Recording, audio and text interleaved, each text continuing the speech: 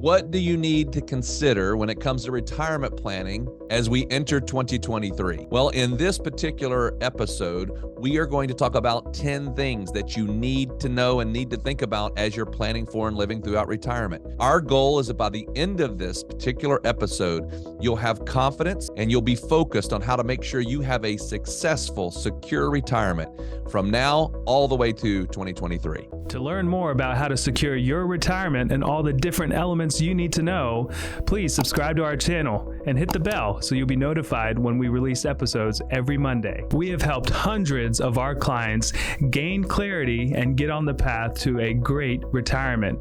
Now it's your turn. Let's dive in. Welcome, everyone, to our Secure Your Retirement podcast. This is the first episode of 2023.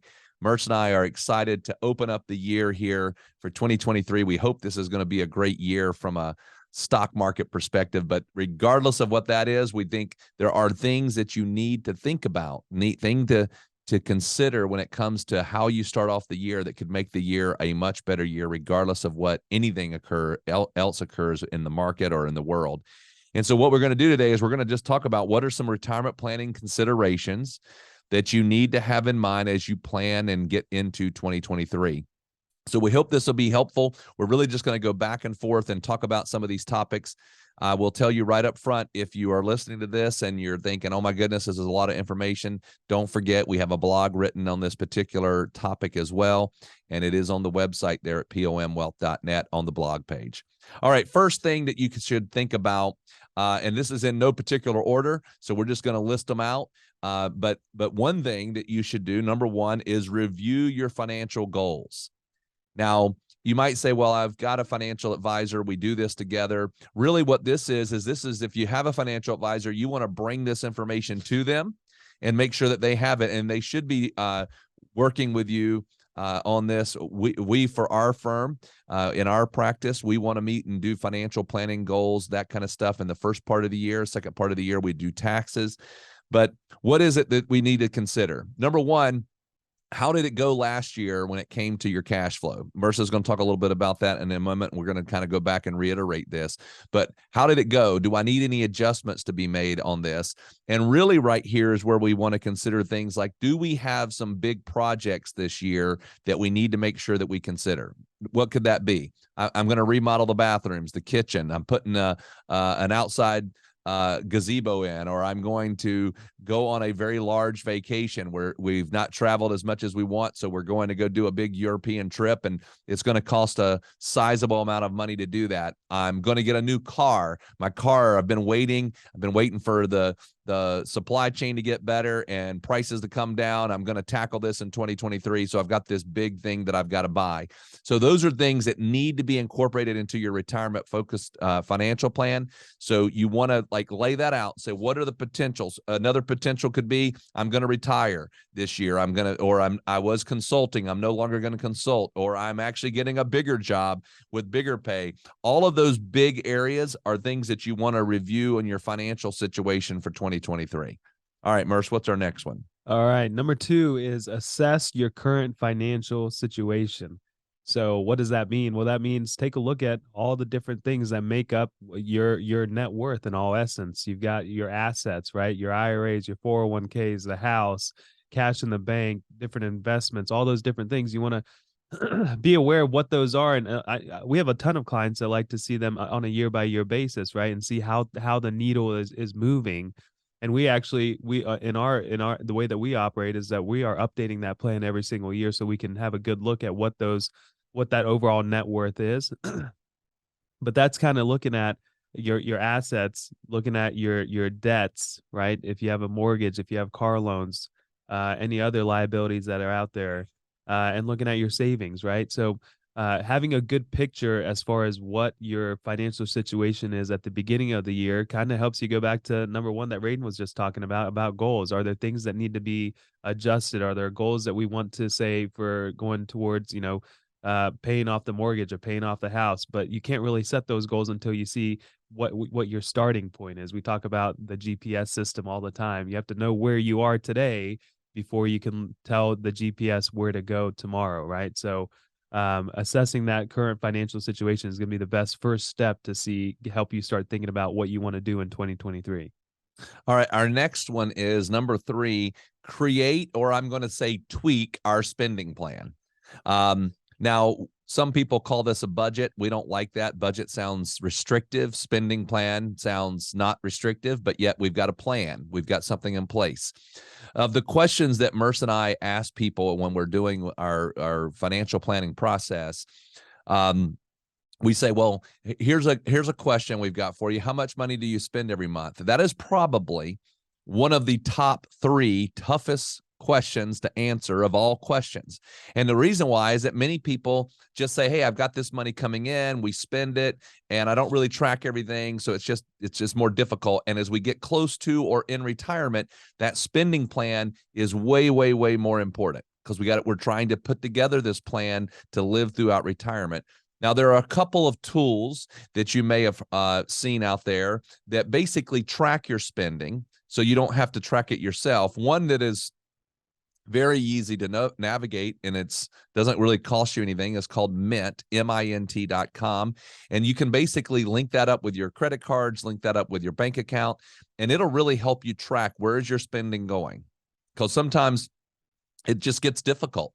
Now, an easy one that if you just don't care, you might just say, hey, I use these 2 credit cards. So I have one and my spouse has one, or my partner has one, and I spend $3,000 a month on my card. They spend $3,000, that's $6,000. And then we have our other bills, which are $1,500. So we know that we're spending, $7,500 a month. And we don't really care where that's going, because we can afford $7,500 a month. Okay, that's cool. That's easy. But if we don't know that, it would be good to begin the year understanding, what am I spending? This is not a restrictive question. This is just purely a question. What am I spending? And then what do I want to have be my goal as I get closer to or in retirement? And if I'm in retirement, what am I spending? Where am I spending it is more detailed. You might not need to know that, but you at least need to know, how much are you spending? Really, really important. All right. Number 4, review your insurance coverage. I think we are all guilty of this, of getting the homeowner's insurance, getting the car insurance, whatever it is, and then kind of setting it and forgetting it. And I think it's good to take some time every now and then, not every single year, but every now and then. You should just review and see, are you getting what you're paying for? And do you have enough coverage? I know for myself, for car insurance, I pay it twice a year. It's a biannually pay. And every time I get that bill in my email, I look at it and say, man, I should really look at this. And it feels like it's a lot. But I just pay it, and then I get busy with life again, and I kind of forget about looking at it. So I think there's always reason to evaluate all those different insurances that you have, right? So homeowners, a lot of times we forget about that because it's built into our escrow and our mortgage. And so it's kind of taken care of, but is there enough coverage on the house? The car insurance, a lot of times you don't realize what type of coverage you have until you're in that scenario where you're in a car accident or something like that, and you realize that your insurance wasn't good enough. And so that's something to evaluate. Outside of that, you could have liability insurance, you could have life insurance needs is also something big to be thinking about. Long-term care insurance, all these different things. Whether you have it or you don't have it, it's something to think about. Is it benefiting me the way I have it today, or should I be thinking about making some changes? Okay. Our next one here, number 5, is consider our retirement savings. Now, if you're in retirement already, you might go, well, wow, I'm not saving anymore in retirement. But again, we might want to think about that. Are there things that we could do with our retirement savings? If I've got any kind of earned income, meaning I'm working part-time, I'm doing some consulting, very likely you can be able to continue to put money into a traditional IRA or a Roth IRA, even while you might be officially retired from your main career. Now, if you're still working and you got a few years left before you get to retirement, then there are some adjustments to consider for 2023. Now, we're going to do an entire episode on this here at the beginning of the year, but there are adjustments. We can now fund a little bit more aggressively because of some adjustments to 401k contributions, IRA contributions, and in particular the catch-up number. And I'm saying catch up like CATCH up, not the red stuff, ketchup, but we can catch up, and we can do that if we're 50 or over. We'll be able to fund a little bit more into our plans in 2023. So we want to consider all those. Another one that I'm just going to lump in here would be, do I want to look at my retirement savings and maybe convert some of that traditional money that's in a traditional 401k or a traditional IRA that's tax deferred over to a Roth IRA that grows tax free?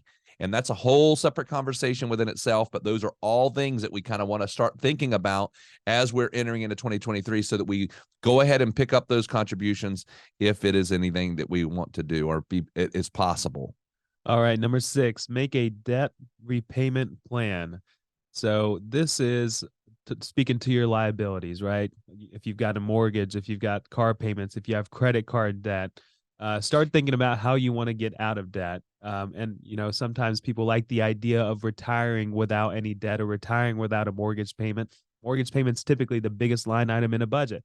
So all these things that we're listing off kind of go hand in hand, right? Raiden was talking about understanding what your expenses are. Well, your expenses are often going towards your liabilities, those credit card payments, the car payments, the mortgage. So start thinking about, what do I want to attack? I say attack because you want to be debt free at some point in your life. Ideally, that's kind of the dream, right? So think about what you want to focus on as far as for 2023, as far as debt repayments, and come up with a plan around it.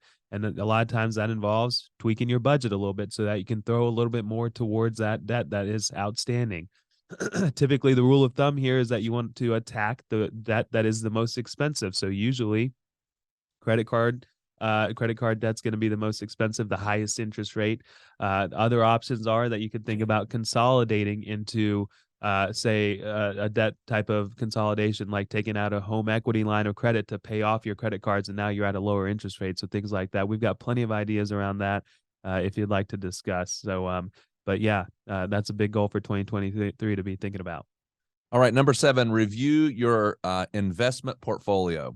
Now, Merce and I talk a lot about risk management and how much we are at risk.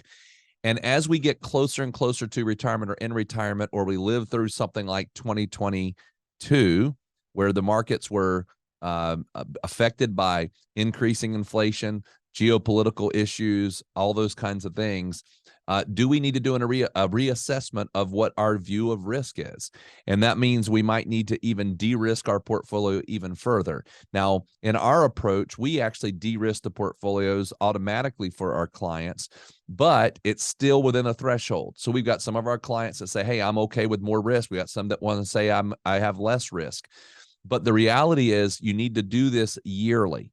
That you look at your portfolio and say, is my risk exposure equal to how I want it to be? And we get many of our folks that come in here that are not our clients, and we talk to them and we say, hey, how do you view risk? And we have a whole entire conversation around risk. And then they come up with, and they say, here's how I view risk. We then do an analysis of their portfolio, and almost every time their portfolio is much higher risk exposure, has much more risk exposure than what they really want. And the reason why, they've never really done an in-depth look at it from that. So review your portfolio strategy, review your risk. Make sure you do that here right in the beginning of 2023. All right, number 8, consider your estate planning needs. This is a big one. I see, talk to people all the time that are wealthy. They've done a good job saving, and they're coasting through retirement, but they don't have any documentation as far as their estate plan. Your estate plan is what your wishes are for when you are not there. So typically that's a will or a trust. It's also for when you are there, when you are living, but may potentially incapacitated, documents like power of attorneys that help others help you. So these are very vital documents that you need to have. If you don't have them, that would be priority number 1 as far as getting those in 2023. For our clients, as we get to know them and understand them, their estate planning needs, we have it set up that they have the opportunity to get those all done through partnerships that we have with our company. So we put a lot of weight on having those documents because you don't want to be in that scenario. We've seen it before, where something happens and we don't have the proper documents in place or beneficiaries on file or power of attorneys available to help through those which end up being difficult situations. So very important. Consider your estate planning needs like your wills, power of attorneys, trust documents, anything like that. All right. Number 9, review your credit report. Now, you might be thinking, wait a minute, I don't have any need for credit right now. And this is not a big deal to me, but there are reasons that you should do a check-in on your credit report. One of those is to make sure that there's no fraudulent activity on your credit report. We've heard of a lot of people having their identity stolen. It's becoming even more problem now with cybersecurity. And because of folks that spend a lot of their time trying to figure out how to hack individuals' computers and phones and all that kind of information, we are more exposed. So that should not make us scared. What it should do is just make us alert. And so what we encourage is, hey, starting off the year, do a check. Look at all of your 3 major bureaus for who reports credit and just say, hey, do I have anything here that looks weird? What is my credit score? Do I have any activity occurring that I didn't know about? And those are going to be great indicators, and it would be much better. You can take care of that much easier if you check that right here at the beginning of the year. All right. And finally, number 10, take advantage of tax saving opportunities. Nobody likes paying taxes, but we have to pay taxes. But can we be more efficient about how we're paying our taxes? And that's always the question. We work closely with the CPA that says, I'm all about paying taxes, but I do not like tipping the IRS, right? So keep that. We want that in your mindset of being proactive and not just waiting until April of the calendar year to file your previous year's tax return. There are things that you can be doing throughout the year. So take a look at your contributions into your retirement plans if you're still working. Take a look at contributions to IRAs. Both of those are going to help potentially reduce your overall tax bill. Donations to charities that you may be doing. There could be better ways to be doing that. If you're above the age of 70, if you're at the age of 72 and above, which is the required minimum distribution years, and you do give charitably, there's strategies there that we talk to our clients about all the time that you can be saving on taxes in that way. So all that to say is that you want to be proactive about your tax situation. And not just wait for the filing of the tax return, because usually when it comes to the filing of the tax return, there's very little that can be done. And you want to be thinking about it all throughout the year. So have a conversation. If you're working with an advisor, have a conversation with them. Hey, am I doing everything? And also if you're working with a CPA, hey, am I doing everything that I can be to make my tax situation a little bit more efficient? All right, we've gone through 10 things to think about as you get ready for and are going to live through 2023. We hope it's going to be a great year. We certainly appreciate all of you who listen to us. It is amazing how many episodes that we've been able to put out as we've started this project in 2020. We continue to hear great feedback, and we'll continue to deliver at what we hope is great value to you. By the way, don't forget there is a blog written on this, and as always, we love to hear your feedback. So if you give us a rating, give us a written review, we certainly would appreciate it. We hope that we're delivering what you find to be helpful, but we hope you have a great year, and we look forward to talking to you again next Monday. We hope this video has given you some confidence and clarity as you plan for a worry-free life in retirement. But what else do you need? We have created a complimentary video course called 3 Keys to Secure Your Retirement. This video walks you through step by step what you need to do to get ready for retirement. You can also check out our podcast called Secure Your Retirement. You can subscribe below. For more retirement tips, check out these videos. Also, if you find them valuable, please subscribe to our YouTube channel and give us a like.